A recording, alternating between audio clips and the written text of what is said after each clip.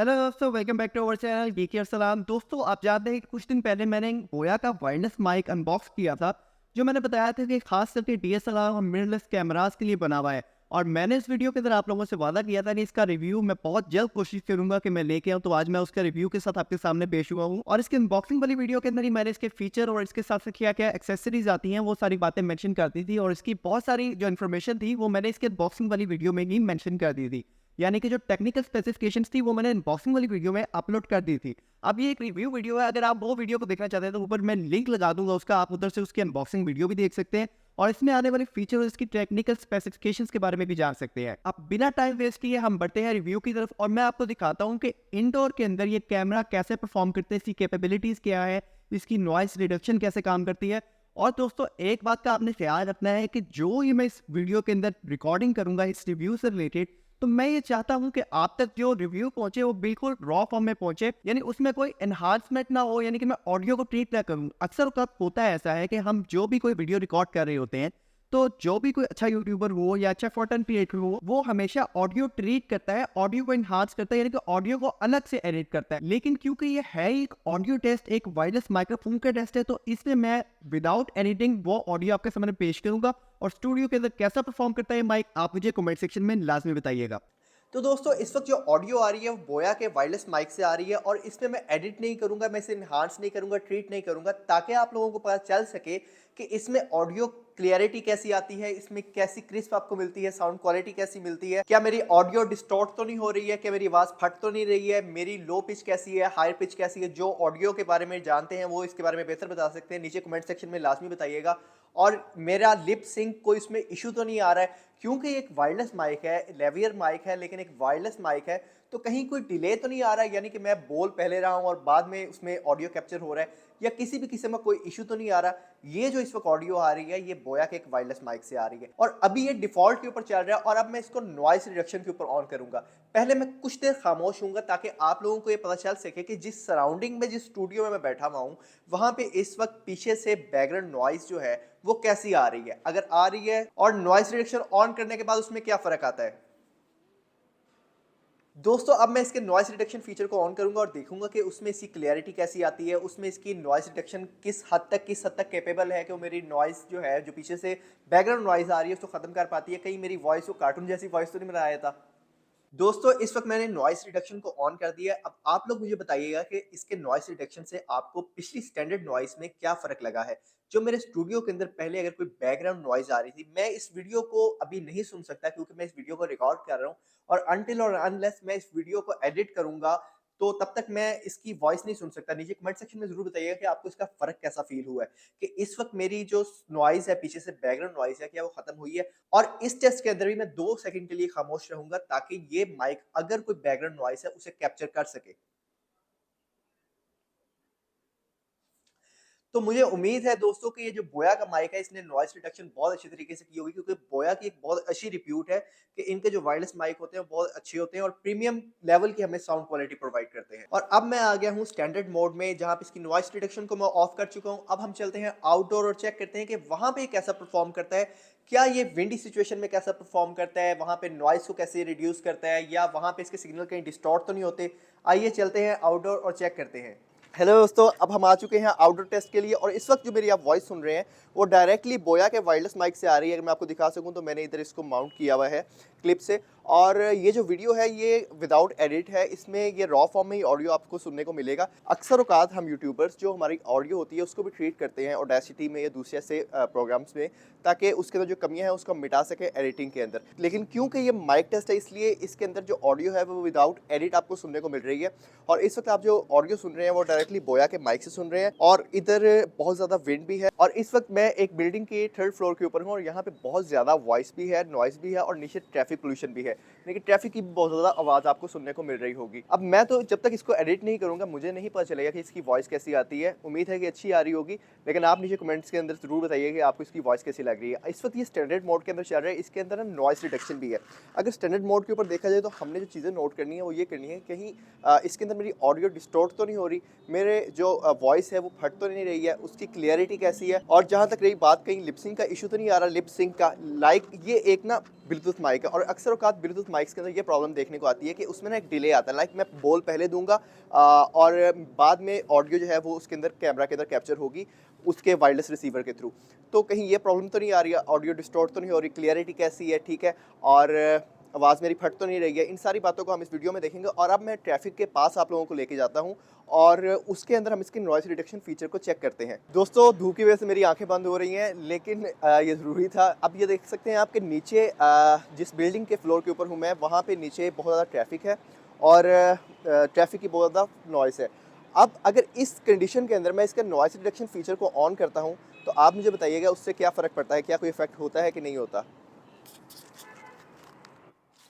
तो दोस्तों अब आप जो वॉइस सुन रहे हैं वो बोया के वायरलेस माइक से है। फ़र्क इसमें ये है कि इसमें मैंने नॉइस रिडक्शन को ऑन कर दिया है। इस वक्त यकीन मानिए नीचे से बहुत ज़्यादा नॉइस आ रही है, यानी कि मुझे मेरी आवाज़ सुनना भी बहुत मुश्किल हुआ है। लेकिन क्या इससे कोई फ़र्क पड़ा है इसकी क्वालिटी के अंदर, क्या नॉइस रिडक्शन फीचर इसका काम करता है, ये आपने मुझे इस वीडियो के अंदर बताना है। और मैं 2 सेकंड की खामोशी भी रखूंगा ताकि आपको पता चल सके कि पीछे क्योंकि ये ओमनी डायरेक्शनल माइक है तो कितना ये नॉइस को कैप्चर कर रहा है। तो दोस्तों आपने सुना इसका नॉइस रिडक्शन टेस्ट भी। अब इसको मैं स्टैंडर्ड मोड के ऊपर डालता हूँ और आपसे कुछ करते हैं बातें। तो दोस्तों अब मैंने इसको स्टैंडर्ड मोड के ऊपर डाल लिया है, और व्लॉगिंग के दौरान हम अक्सर चल के व्लॉग कर रहे होते हैं, तो उस कंडीशन के अंदर भी हमें ये जानना ज़रूरी है कि ये कैसी वॉइस रिकॉर्ड करे, कहीं ये डिस्टॉर्ट तो नहीं कर देता वॉइस को, आवाज़ हमारी फटेगी तो नहीं। तो मैं थोड़ा सा 2 कदम चलता हूँ और आपको उससे भी अंदाज़ा हो जाएगा कि चलते हुए इसकी कैसी आ रही है। और मैं चलूँगा तेज़ थोड़ा, ताकि अगर इसमें वो कमी है तो वो सामने आ जाए। और व्लॉगिंग के दौरान हम चलते हुए रिकॉर्ड करते हैं, और इसमें आप देख सकते हैं कि चलते हुए मेरी वॉइस क्वालिटी कैसी आ रही है। अब वीडियो को लेके जाते हैं पोस्ट प्रोडक्शन में और चेक करते हैं इसकी वॉइस क्वालिटी। और वीडियो के एंड के ऊपर वीडियो पूरी देखिएगा, मैं इसमें मेंशन करूँगा इसके प्रोस एंड कॉन्स क्या है, इसमें अगर कुछ कमियां हैं तो वो भी मैं आपको बहुत अच्छे तरीके से बताऊंगा कि इसको आपको लेना चाहिए कि नहीं लेना चाहिए। मैं अपनी रिकमेंडेशन और फाइंडिंग्स वीडियो के एंड के ऊपर दूंगा। दोस्तों आपने इसका रिव्यू देखा और आपने इसकी दोनों ही सिनेरियोज के अंदर साउंड सुनी, इंडोर में भी, आउटडोर में भी, स्टूडियो में भी, और आपने इसकी नॉइस रिडक्शन फीचर को भी चेक किया और इसकी क्लियरिटी को भी देखा। अब ये तो मैं आपके ऊपर छोड़ता हूँ कि आपको इसकी कैसी नॉइस लगी या कैसी इसकी साउंड लगी आपको इसकी, लेकिन मेरे कुछ जो फाइनल थॉट्स हैं, मेरा ये फ़र्ज़ है कि मैं आप तक उनको भी पहुँचाऊँ कि मैंने कैसा इसे पाया और मुझे क्या फीलिंग आई इस माइक को यूज़ करके।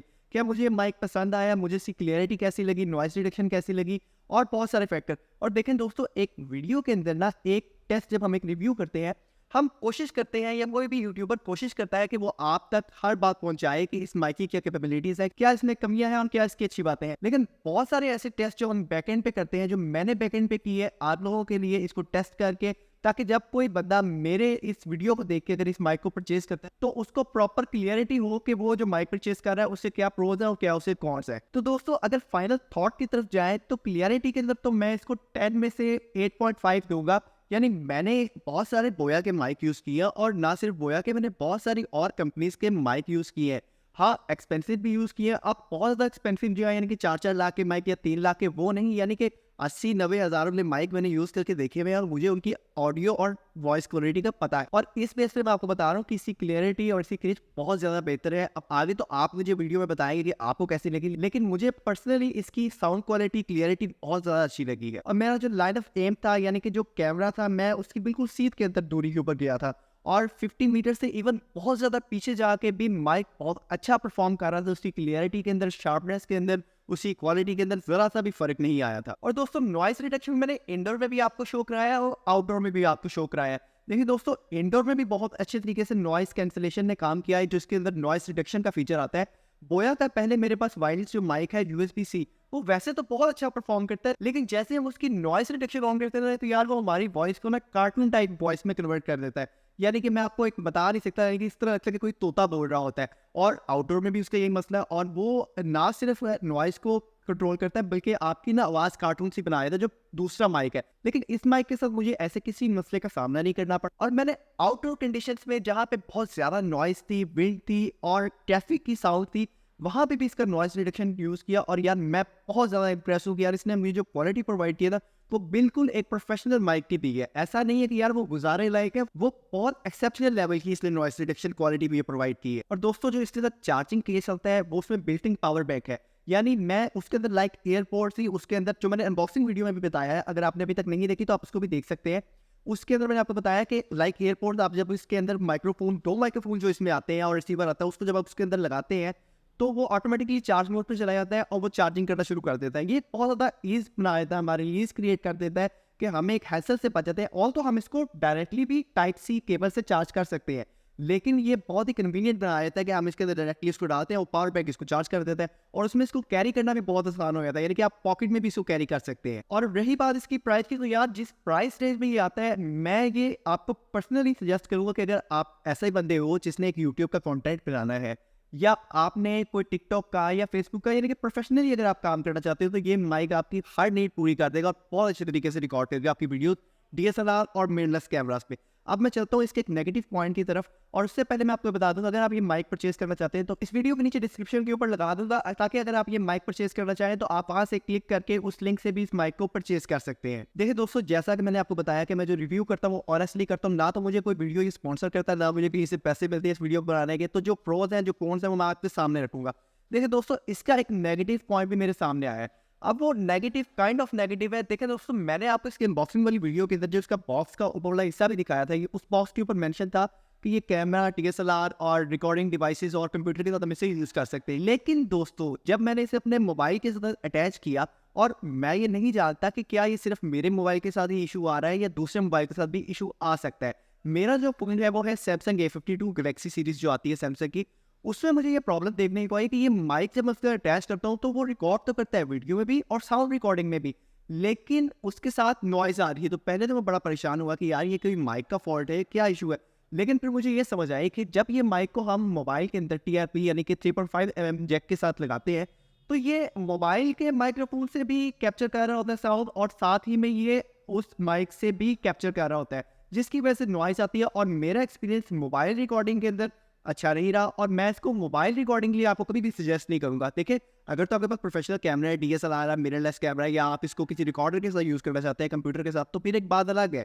लेकिन अगर आप इसे मोबाइल फोन के साथ यूज़ करने का सोच रहे हैं तो अपने इसके ऊपर कीजिएगा, क्योंकि मेरे सैमसंग A52 के साथ ये कंपेटेबल उस तरह से नहीं था। बाकी दोस्तों, रिव्यू आपके सामने है, आपने इसकी नॉइज, इसकी वॉइस इंडोर में भी सुनी, आउटडोर में भी सुनी, इसकी क्लैरिटी आपने देखी और बहुत सारी चीज़ें जो आपने नोट की। प्लीज़ नीचे कमेंट सेक्शन के अंदर मुझे बताइएगा। अगर मुझसे कोई पॉइंट मिस आउट हो गया है तो प्लीज़ वो भी मेंशन कीजिएगा ताकि मैं उसको कवर कर सकूं। Hope so you find this video informative. Please do like, share and subscribe. अल्लाह हाफिज़।